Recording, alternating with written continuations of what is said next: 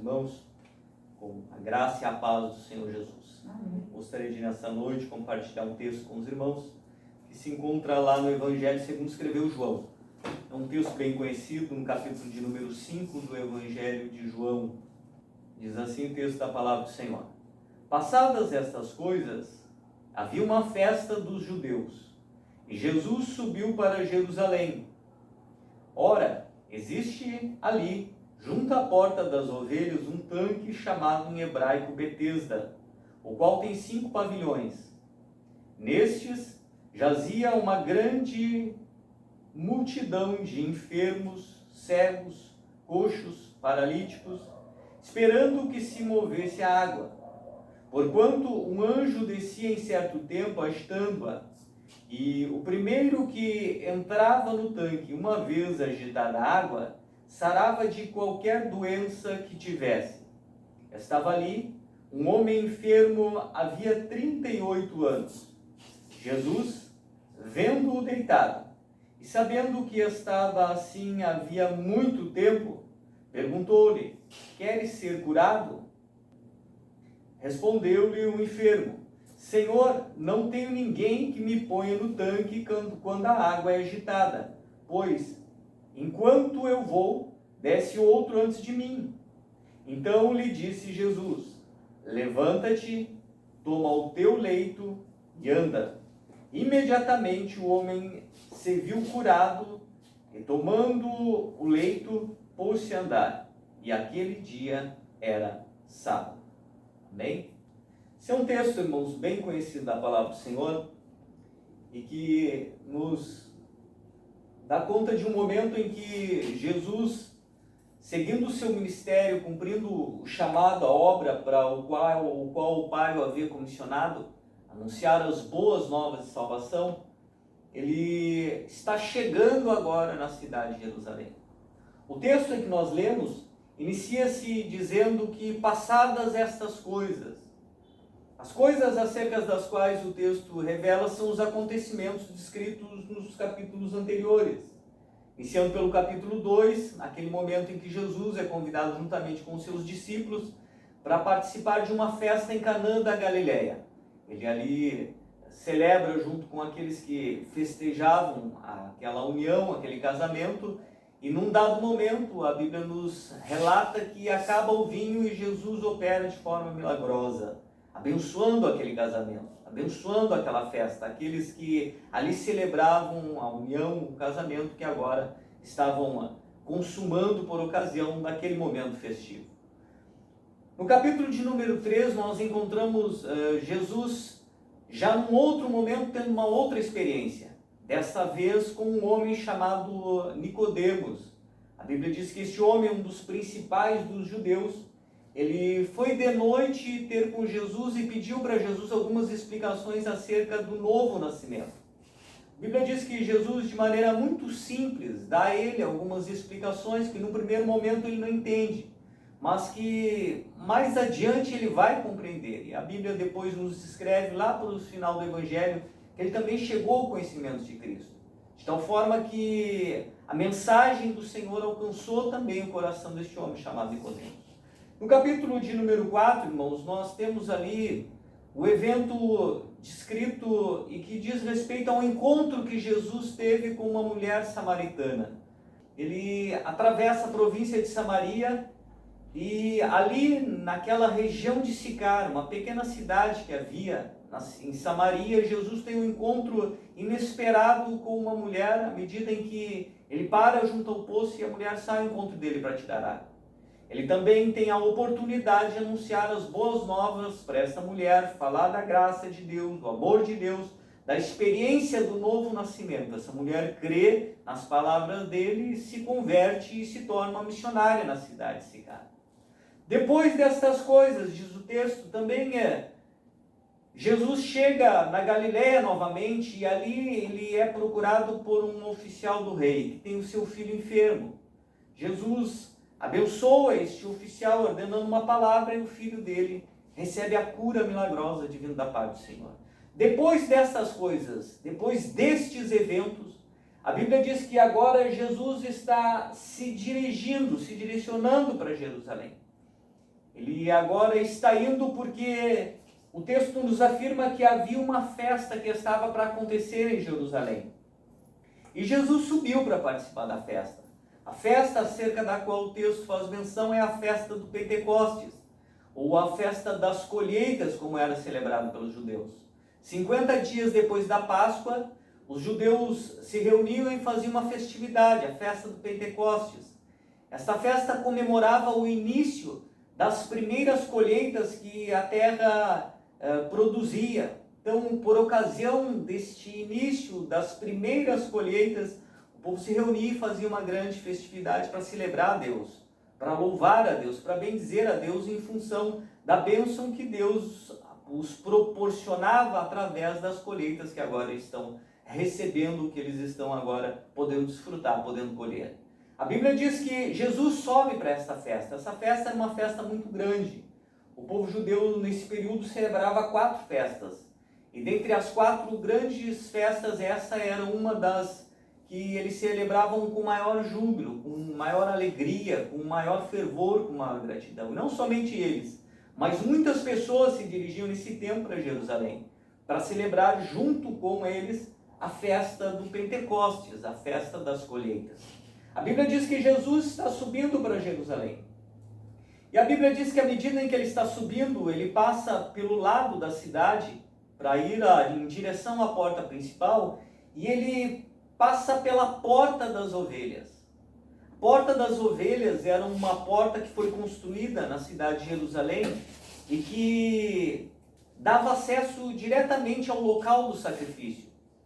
O nome Porta das Ovelhas vinha justamente em função de que por ali, por aquela porta, se introduzia diretamente no templo as ovelhas que seriam apresentadas ao Senhor em sacrifício. Os irmãos vão de recordar que naquele momento ainda se praticava os sacrifícios determinados pela lei mosaica ou pela lei judaica. De tal forma que as ovelhas eram levadas por aquela porta, daí o nome Porta das Ovelhas. E a Bíblia diz também, no segmento do texto, que junto a esta porta havia um tanque chamado em hebraico Betesda, e que esse tanque tinha sobre ele 5 pavilhões ou 5 alpendres. Esse tanque, irmãos, que a Bíblia faz menção, ele originariamente foi construído para que se banhasse as ovelhas que seriam introduzidas por aquela pequena porta, a Porta das Ovelhas, e que seriam apresentadas em sacrifício. A função daquele tanque ali naquela localidade era essa, para que se trouxesse as ovelhas, as banhassem no tanque e as introduzissem pela Porta das Ovelhas para elas serem apresentadas em sacrifícios já prontas, limpas, para serem apresentadas em sacrifício ao Senhor posteriormente, por ocasião dos eventos que diziam respeito à religiosidade do povo judeu, ou da sua prática dentro do judaísmo, dos sacrifícios que eram feitos. Agora, a Bíblia diz que esse tanque, neste momento em que Jesus está trilhando por essa terra, e mais precisamente se aproximando da cidade, Jesus encontra esse tanque. Neste momento histórico, a Bíblia diz que esse tanque tem um nome. E o nome deste tanque, neste momento, é tanque de Betesda. O nome Betesda significa literalmente casa de bondade, casa de misericórdia, uma palavra hebraica que tenha esse sentido. Casa de bondade, casa de misericórdia. A Bíblia diz também que sobre este tanque havia 5 pavilhões ou 5 alpendres. Os alpendres nada mais são do que grandes coberturas. Sobre este tanque, o governo da época mandou construir coberturas, porque a Bíblia nos informa que junto a este tanque, neste momento, havia uma grande multidão de pessoas. Pessoas que eram coxos, pessoas que eram enfermos, que eram doentes, que eram paralíticos, pessoas que naquele momento tinham as mais diversas enfermidades. A Bíblia nos informa que eles se reuniam junto a este tanque. Por isso esse tanque ficou sendo conhecido como tanque de Betesda, ou casa de misericórdia, porque diz a lenda que naquele lugar, de tempo em tempo, as águas eram agitadas por um anjo. A Bíblia nos revela isso. Quando a Bíblia nos dá essa informação, ela não está autenticando esse mito que existia. Ela está simplesmente trazendo uma informação histórica. Isso acontecia. As pessoas acreditavam que de tempo em tempo um anjo vinha e agitava aquelas águas do tanque. E quando estas águas eram agitadas, o primeiro indivíduo que se lançasse dentro das águas, ele seria curado, sarado de qualquer enfermidade que ele possuísse. Por isso, muitos se reuniam ao redor daquele tanque. Por isso, ali a Bíblia nos informa que jazia uma multidão de enfermos, cegos, coxos, paralíticos, pessoas que tinham as mais diversas enfermidades e que criam neste mito, que acreditavam que seria possível de alguma forma alcançar uma cura milagrosa, um favor da divindade, advindo daquele mover específico das águas que supostamente eram agitadas por um anjo. Essas pessoas se reuniam ali e ali permaneciam, e ali ficavam. Por isso se construiu essas coberturas, para que as pessoas tivessem o mínimo de abrigo naquele lugar, pudessem ali estar com o mínimo de proteção. A Bíblia nos informa, irmãos, que junto a este tanque existia esse grupo de pessoas. Mas se nós pensarmos um pouquinho e tentarmos imaginar a situação deste lugar, seguramente não eram só essas pessoas que estavam ali. Para além desses que estavam vivenciando essa situação de sofrimento em vista da enfermidade, existiam ali também muitos familiares, muitas pessoas que estavam acompanhando os seus doentes, muitas pessoas que estavam ali prontos para levar talvez o seu filho, o seu irmão, o seu pai, a sua mãe, para dentro do tanque no momento em que a água fosse agitada. Seguramente também ali haviam muitas pessoas vendendo tudo que é a coisa que se pode imaginar. Pessoas que talvez vendessem lanches, pessoas que levavam água, pessoas que vendiam talvez alguns objetos culticos ou míticos. Enfim, aquele lugar representava literalmente um lugar de peregrinação, como muitos lugares existem hoje em muitas partes do mundo, inclusive no Brasil. Lugares onde as pessoas acreditam que podem receber algo da parte da divindade, que podem receber uma cura, e que se deslocam para lá, e que acabam, de certa forma, fazendo parte de um movimento religioso, muitas vezes sem sequer se aperceber disso. Neste lugar existem aqueles que sofrem, mas também existem aqueles que lucram com o sofrimento. Existem aqueles que estão ali na expectativa de obter também alguma vantagem. Seguramente nesse lugar não era diferente. Agora percebam, irmãos, a Bíblia diz que existia este mito. Ela não nos autentica a possibilidade da cura. E o que historicamente nós podemos acreditar que de fato ali acontecia, é que esse tanque, de tempo em tempo, ele tinha a sua água reabastecida. Porque percebam, não é um poço. O poço, quando nós cavamos, ele verte a água do chão, ele naturalmente não se esvazia. Mas um tanque é um local que perde água, é um local fechado. Agora você imagine, naquela localidade, na Palestina, que já é por natureza um local árido, onde o sol naturalmente já faz com que certa parte da água daquele tanque se perca pela evaporação, onde seguramente muitas pessoas se lançavam ali dentro e acabavam saindo molhados, ou seja, retirando também parte daquela água, porque seguramente, irmãos, de tempo em tempo alguém se atirava dentro daquele tanque. Se não, imagine que era eventual, que isso acontecia uma vez por ano ou uma vez a cada 6 meses. Seguramente é o menor movimento daquela água, seja pelo que fosse, muitas pessoas se atiravam naquele tanque, as pessoas saíam dali molhadas e aquela água daquele tanque ia se perdendo. Em algum momento, se ela não fosse reposta, ela se perderia. De tal forma que o que a história nos apresenta como uma possibilidade para este movimento das águas diz a respeito justamente a essa reposição de água. Naquele momento histórico não havia os benefícios que nós temos hoje, no nosso tempo, que é a água encanada, chegando em nossa torneira, em nossa casa diretamente. Naquele tempo o que se fazia era se construíam tanques em locais específicos e se construíam aquedutos, uma certa forma de tubulação que vinha por baixo da água e que trazia água de fontes até estes locais. O que se acredita é que de tempo em tempo aquela água era reposta para que subisse o nível do tanque. E quando isso acontecia, as pessoas se atiravam no tanque. Isso não é uma prática, irmãos, desconhecida nem para aquele momento e nem para nós hoje quando nós olhamos para a palavra do Senhor.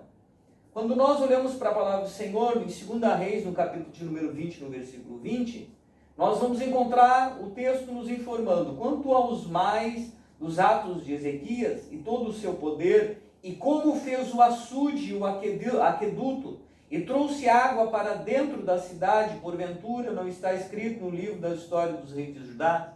Percebam que isso já era uma prática comum naquele tempo e muitos anos antes. Já lá no tempo do rei Ezequias, muitos anos antes, a prática de construir-se tanques, de se construir açudes, de se construir aquedutos já era uma coisa normal. De tal forma que aquelas pessoas estavam ali em função de um mito, de uma expectativa, de alcançar de certa forma o favor da divindade, mas que de fato isso não passava de um mito. Isso não passava de um movimento religioso que se criou, porque talvez em algum momento alguém mergulhou no tanque e talvez tenha sido curado, mas não por obra de um movimento de água de anjos, mas por algum outro motivo, talvez até mesmo pela graça de Deus, pela misericórdia de Deus, pela bondade de Deus, pelo amor de Deus. Mas as pessoas atribuíram a este lugar específico, esse sentido mágico, místico. E este lugar ficou sendo conhecido como a casa de misericórdia, a casa de bondade. Lugar onde Deus manifesta a sua bondade, onde o anjo de Deus agita as águas e as pessoas são curadas. A Bíblia nos informa, irmãos, que Jesus está chegando em Jerusalém. E quando ele está chegando em Jerusalém, ele passa por este local. E nós somos informados pelo texto que Jesus, passando por este local, ele encontra ou ele vê ali um homem que estava ali fazia 38 anos.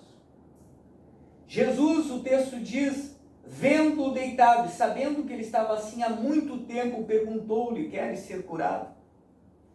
No meio, irmãos, deste grupo de pessoas que ali se encontravam, no meio destes que estavam enfermos, doentes, coxos, problemáticos, paralíticos, de seus familiares, daqueles que compravam, daqueles que vendiam, daqueles que perpetuavam o mito.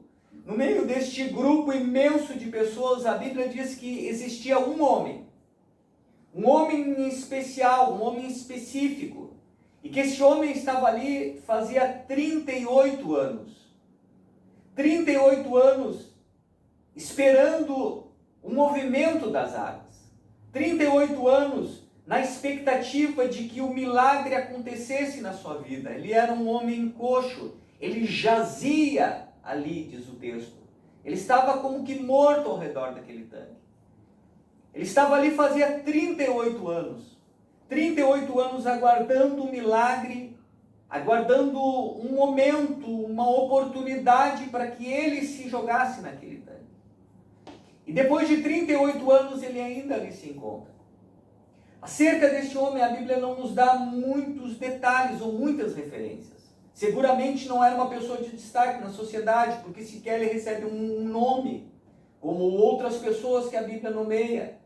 Este homem não recebe um nome, um sobrenome, não se diz de que família é. Só diz que existia ali um homem fazia 38 anos. Mas a despeito de a Bíblia não nos dar muitos detalhes acerca da vida dele, nós podemos imaginar alguns detalhes ou algumas etapas da vida dele.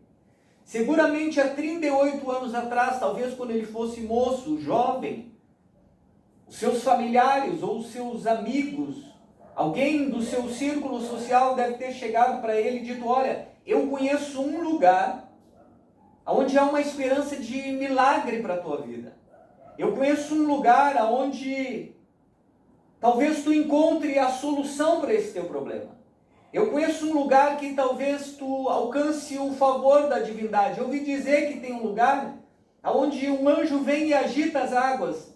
Talvez se você for para este lugar, talvez você consiga entrar nesse tanque, talvez você receba um milagre da parte de Deus. Talvez você seja um agraciado de Deus e receba um milagre. Seguramente este homem, irmãos, há 38 anos atrás, ele acreditou nisso. E ele foi levado para este lugar. Imaginem que há 38 anos atrás o coração dele talvez estivesse cheio de expectativa, cheio de esperança. Afinal de contas, ele era coxo. O desejo dele era poder se levantar, era poder caminhar, era poder fazer aquilo que todas as pessoas que gozam de saúde plena podem fazer. Ele, coxo, estava impossibilitado. Mas agora alguém chega para ele e diz: olha, existe uma esperança para a tua vida. Seguramente ele creu nisso. Ele se agarrou nessa promessa. E seguramente os seus amigos ou familiares o levaram para aquele lugar. Agora imaginemos que talvez depois de um tempo, os familiares tenham assistido este homem. Os amigos tenham assistido este homem. Talvez depois de uma semana, um mês, seus familiares e amigos estavam ali dando força para ele. Dizendo: fica tranquilo, nós estamos aqui contigo. Não te preocupa, nós sabemos que tu não consegue sozinho. Mas fica tranquilo, porque a hora que nós percebermos que a água se mexeu, nós vamos te levar e vamos te colocar dentro do tanque. Nós vamos te assistir, fica tranquilo que nós estamos contigo neste propósito. Seguramente os familiares e os amigos continuamente davam força para ele. O acompanhavam naquela jornada na busca do milagre. Só que o tempo foi passando. Talvez depois de 1 ano, 2, 5 anos, os amigos já não estavam tão presentes.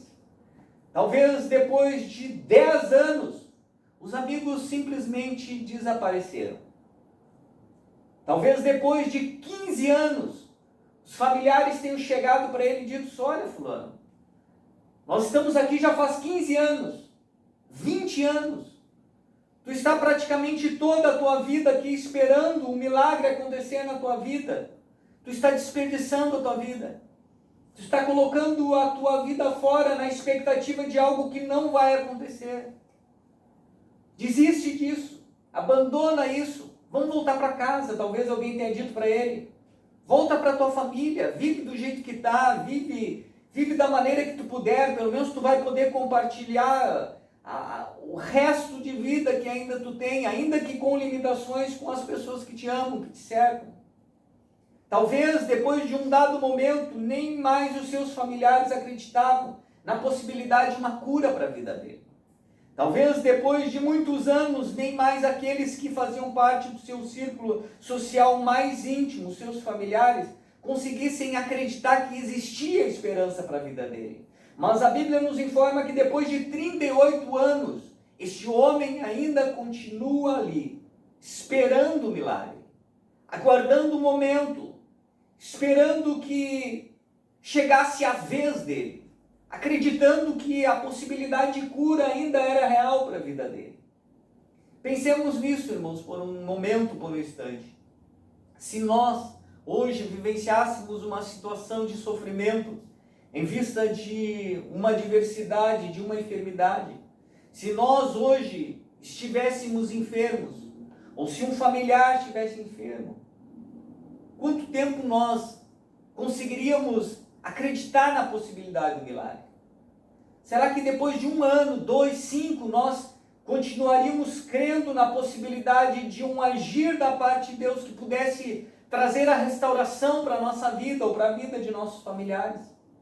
A verdade é que muitos de nós que servimos a Deus, que conhecemos a Deus, que temos comunhão com Deus, muito antes disso desanimamos. Este homem estava lá fazia 38 anos esperando o milagre e estava crendo no milagre. Ainda que ele não estivesse servindo a Deus, ainda que ele estivesse fazendo parte de uma religião ou fazendo parte de um círculo religioso, fazendo parte de um mito que de fato não tinha o poder de conceder a ele a cura. Ainda assim, ele estava crendo, mesmo sem conhecer o Deus verdadeiro, mesmo sem ter comunhão com o Deus verdadeiro, mesmo sem conhecer a pessoa de Jesus, 38 anos depois ele conseguia ainda crer. E nós muitas vezes, frente à enfermidade, frente à luta, frente à tribulação, frente à angústia, frente ao sofrimento, frente ao desemprego, frente às adversidades que são próprias da vida e que alcançam todos os seres humanos em algum momento da jornada existencial, nós que servimos a Deus muitas vezes desfalecemos. E desfalecemos muito antes disso. Muitos desfalecem em um ano. Muitos perseveram e oram 1, 2, 3 anos por uma causa. Depois disso a dão por perdida. Muitos, muito antes. Muitos oram 1 mês, 2, 3. Quando não recebem o milagre, quando não recebem a cura, quando a porta não se abre, quando as adversidades não cessam, quando as circunstâncias da vida não mudam, acabam desistindo, acabam desfalecendo, acabam desacreditando de Deus, acabam abandonando a jornada, o caminho com Cristo, acabam se desacreditando da possibilidade de um agir de Deus em suas vidas que possa de alguma forma reverter a sua condição. Este homem, 38 anos depois, a despeito de não estar servindo a Deus, de estar comungando com um mito, com um sistema religioso que ali se criou, este homem segue acreditando na possibilidade do milagre. A Bíblia nos informa, irmãos, que Jesus, passando por aquele lugar, no meio daquela multidão de pessoas, ele vê aquele homem. Aquele homem foi o indivíduo que chamou a atenção de Jesus. O texto é enfático nos afirmar que Jesus, vendo-o deitado e sabendo que ele estava nessa condição, fazia 38 anos, Jesus faz uma pergunta a este homem. Perceba, este homem para Jesus não era um desconhecido. Jesus viu aquele homem e o texto nos afirma que Jesus sabia da condição dele. Jesus sabia que ele não tinha chegado ali há 1 mês atrás. Jesus sabia que ele estava ali já fazia muito tempo. Jesus sabia da história de vida dele. Jesus sabia do histórico de vida dele. Jesus tinha conhecimento dos pormenores das situações que ele enfrentava ali ao longo de sua história. A Bíblia diz que Jesus chega para este homem e faz-lhe uma pergunta. Uma pergunta, irmãos, que no primeiro momento para nós é uma pergunta no mínimo curiosa. Uma pergunta que para nós parece não ter sentido no primeiro momento. Ora, se Jesus sabia que o homem estava ali há 38 anos, que o homem era coxo, que o homem não podia se locomover, que o homem estava no local onde as pessoas esperavam um milagre. O texto nos informa que Jesus pergunta para este homem: tu queres ser curado? A resposta óbvia seria sim. Quando nós pensamos nisso, a pergunta parece não fazer muito sentido. Ora, se o homem está ali há 38 anos, qual a necessidade de Jesus perguntar para ele: tu queres ser curado? Talvez esse homem pudesse virar para Jesus e dizer para Jesus: olha, Senhor, é claro, eu estou aqui há 38 anos, eu estou aqui com uma expectativa, com um desejo, com uma esperança. A sua pergunta não tem sentido, a sua pergunta é óbvia. Mas a resposta que este homem dá para Jesus, irmãos, frente a esta pergunta, não é a resposta que nós esperaríamos também. A resposta do homem é tão curiosa quanto a pergunta de Jesus. Porque este homem não diz para Jesus nem que sim, deseja, e nem que não deseja. O texto nos informa que este homem diz para Jesus: Senhor, eu não tenho ninguém que me ponha no tanque. Senhor, eu não tenho ninguém, foi o que este homem disse para Jesus. Este homem, quando indagado, o natural, pelo menos a partir de nossa lógica e da situação que ele estava vivenciando, seria que ele respondesse para Jesus: sim, desejo ser curado. O Senhor vai me ajudar? Os seus discípulos vão ficar comigo e quando a água for agitada, eles vão me largar dentro da água? Não, este homem diz para Jesus: eu não tenho ninguém.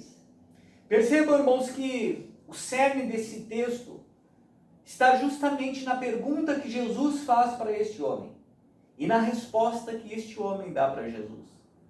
Nós que lemos o texto hoje, 2000 anos depois, não conseguimos discernir a real situação daquele homem, mas Jesus, que lá está com ele, que o vê naquela condição, que está atento à situação dele, Jesus faz para ele esta pergunta, porque Jesus sabia que dentro do coração dele, a expectativa mais latente que existia já não era mais pela cura física.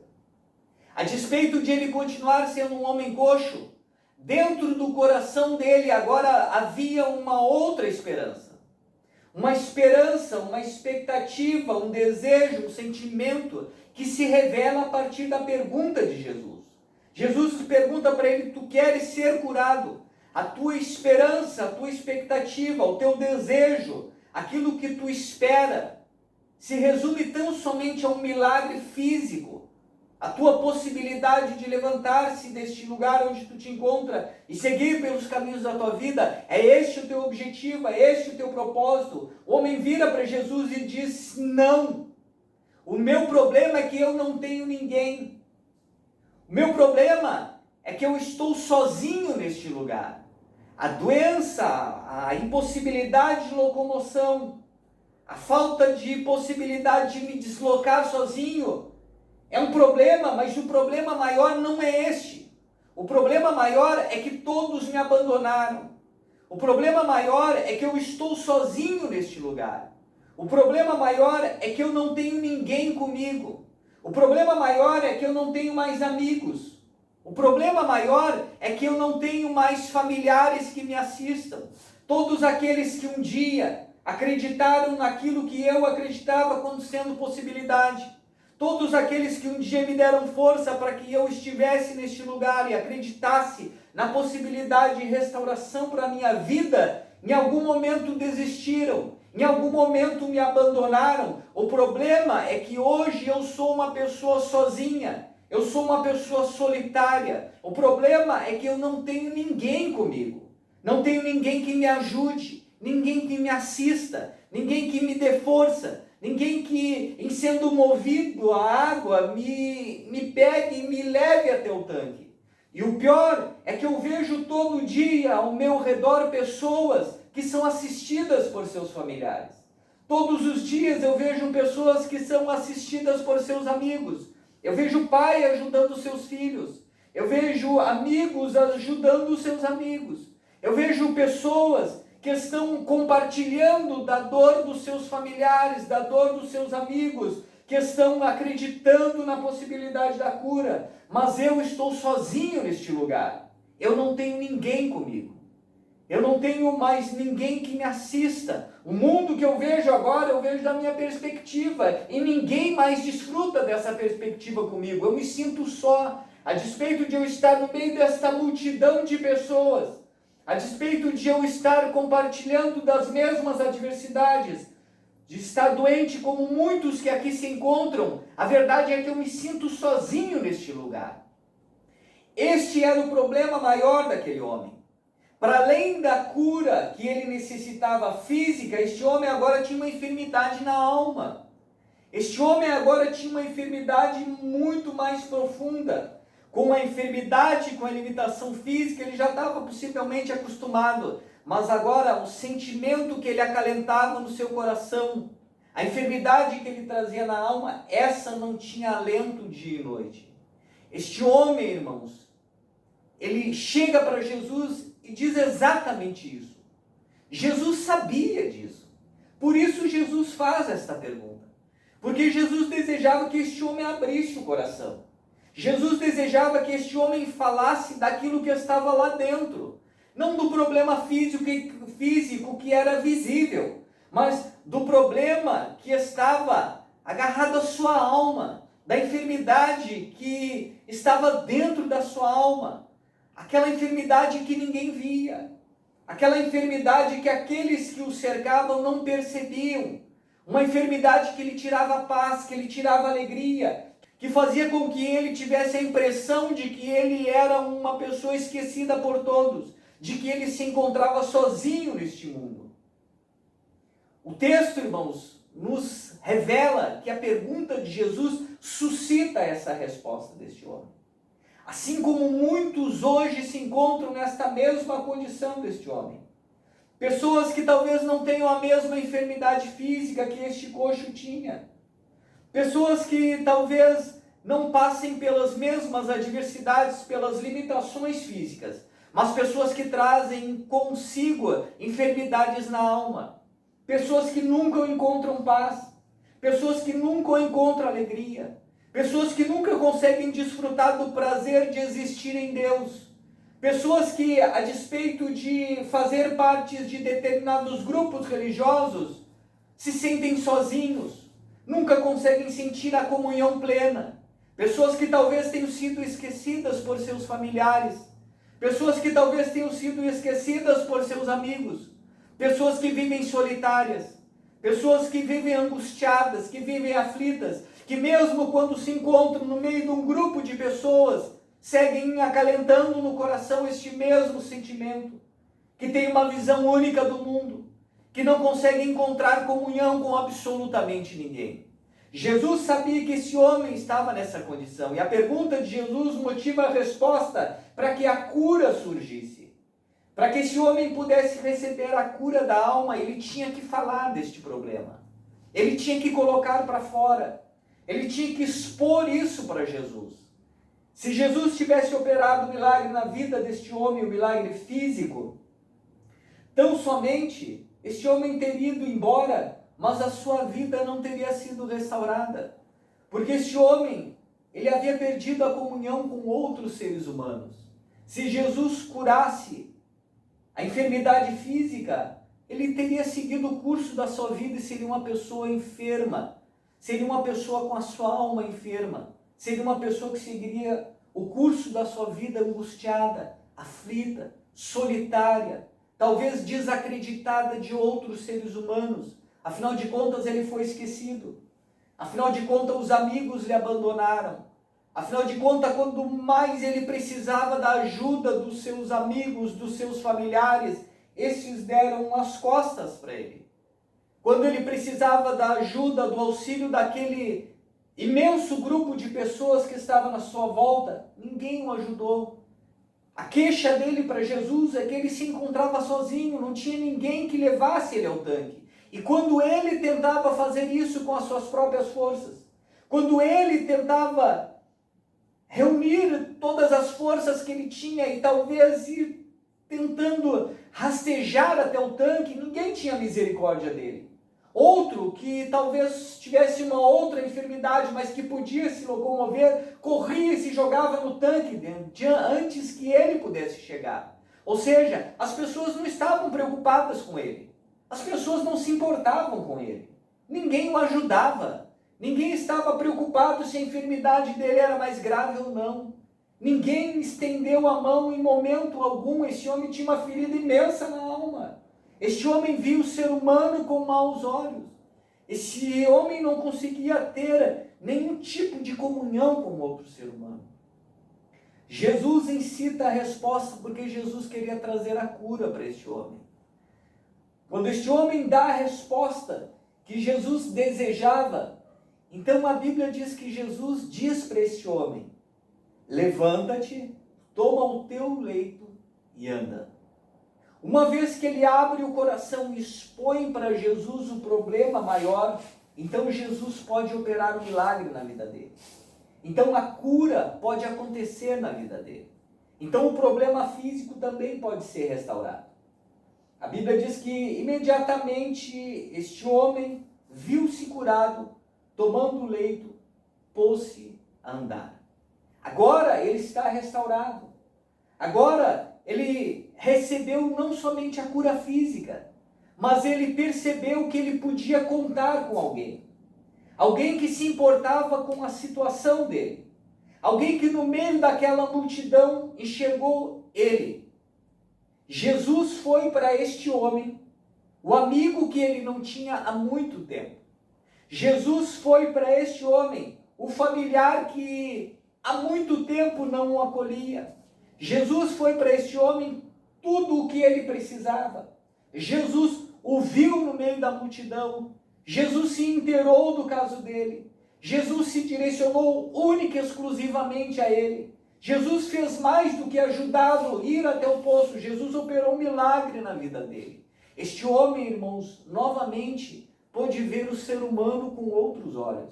Agora, o texto nos informa mais adiante em seu prosseguimento que este homem não seguiu tão somente o curso da sua vida, mas agora este homem foi encontrado no templo.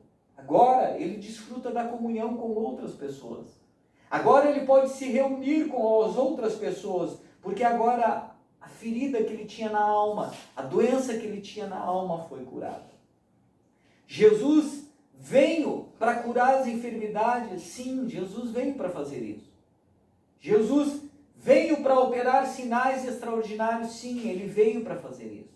Veio para transformar a água em vinho? Venho para curar o filho do oficial do rei? Venho para curar o paralítico? Venho. Mas Jesus veio, irmãos, acima de tudo, para desenvolver um vínculo de amizade com o ser humano. Para trazer a esperança novamente ao coração. Para trazer a alegria novamente ao coração. Para trazer novamente a paz ao coração. Para trazer a esperança novamente ao coração. Jesus veio para retirar as raízes de amargura. Jesus veio para trazer esperança novamente para a vida. Jesus veio para que a vida novamente tenha brilho, tenha cor, para que o coração do ser humano se pacifique, para que nós possamos ter novamente comunhão com outras pessoas, para que nós possamos ver aqueles que nos cercam, não como pessoas que nos odeiam, pessoas que não nos entendem, pessoas que não nos compreendem, pessoas que não nos ajudam, pessoas que desistiram de nós, pessoas que nos abandonaram quando nós precisávamos.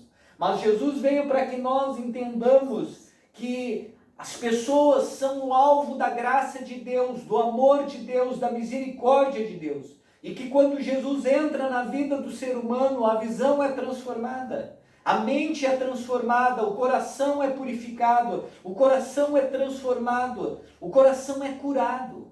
Quando isto acontece, a paz de Deus se instaura.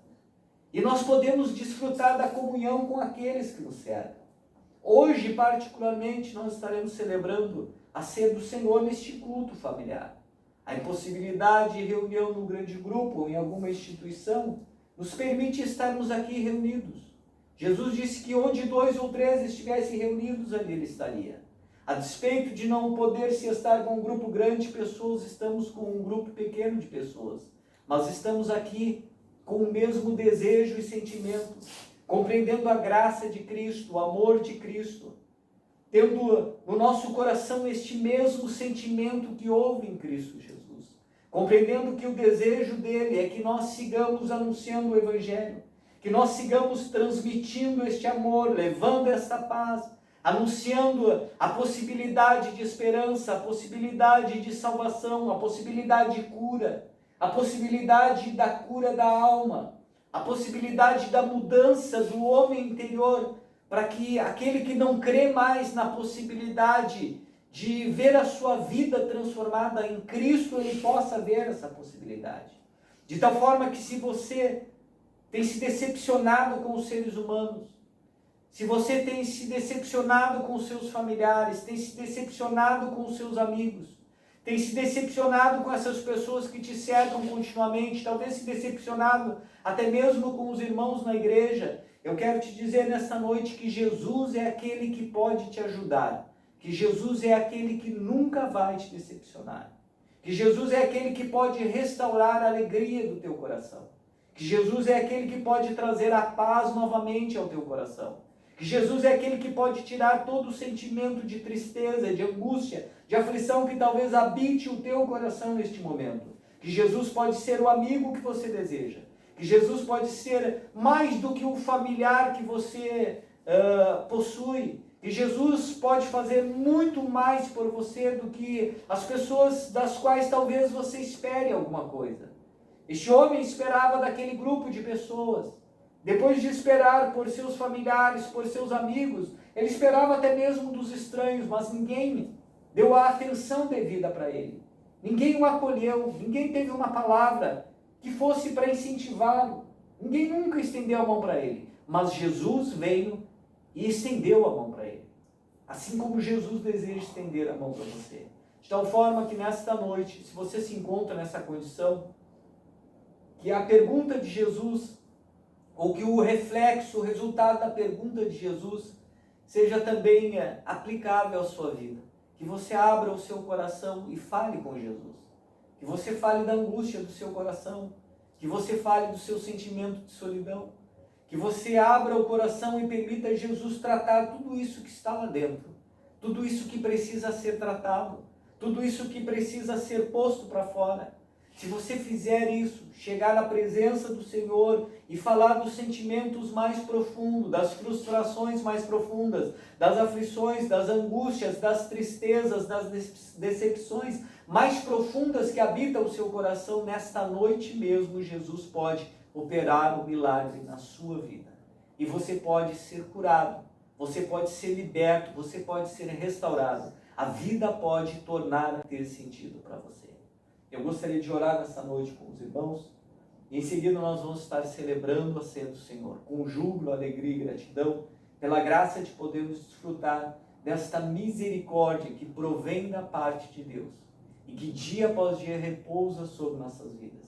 Desta confiança de que em Cristo sempre temos um amigo, que em Cristo sempre temos um companheiro, que ainda que todos nos faltem, que ainda que todos os que nos cercam em algum momento, por algum motivo, venham nos abandonar, que nós tenhamos a convicção plena em nosso coração. Jesus é o amigo fiel. Ele nunca haverá de nos abandonar. Vamos orar ao Senhor. Pai, em nome do Senhor Jesus, nós bendizemos seu nome com alegria, Pai. Agradecendo Deus eterno, santo e bendito por esta misericórdia, que de contínuo o Senhor tem manifesto sobre nossas vidas, Pai. Esta graça de podermos desfrutar desta comunhão que transcende o nosso entendimento, que vai muito além de nossa compreensão, mas que traz consigo, Deus de glória, a paz gloriosa de Cristo que excede todo o entendimento, que traz consigo, Deus vivo, essa pacificação de coração e alma. Ainda que muitas vezes, Senhor, os amigos nos faltem, ainda que muitas vezes, Senhor da glória, os familiares não nos compreendam, Pai, eu sei que em Cristo sempre nós temos o acolhimento necessário, que o Senhor sempre nos compreende, que o Senhor sempre nos acolhe, que o Senhor sempre nos abençoa no caminho, que o Senhor sempre nos restaura, que o Senhor sempre nos traz esta paz maravilhosa e gloriosa. Nós temos a plena convicção, Deus maravilhoso, santo e bendito, que o Senhor pode alcançar nesta noite muitas vidas, Pai. Pode alcançar este filho, esta filha, este homem, esta mulher, este que talvez tenha se decepcionado ao longo da jornada, que se decepcionou com pessoas, talvez com familiares, com amigos, que se decepcionou talvez com aqueles que compunham o seu grupo, Senhor, religioso, Pai. Talvez se decepcionou, Deus eterno, com os irmãos. Que nesta noite, Senhor da glória, eles compreendam o amor de Cristo, a graça de Cristo. Abram o coração e se permitam ser atravessados por esta graça maravilhosa. Serem curados e libertos de todo sentimento de mágoa, de amargura, de rancor, todo sentimento que talvez em algum momento, por algum motivo, tenha se apegado aos seus corações. E assim encontrem, Deus de glória, esta paz maravilhosa que excede todo o entendimento. Que encontrem novamente a comunhão com o Teu Espírito Santo, a comunhão com o Senhor. E que possam encontrar também a comunhão junto ao grupo de irmãos, Pai. Junto a estes que por sua graça e bondade compõem a igreja de Cristo nessa terra.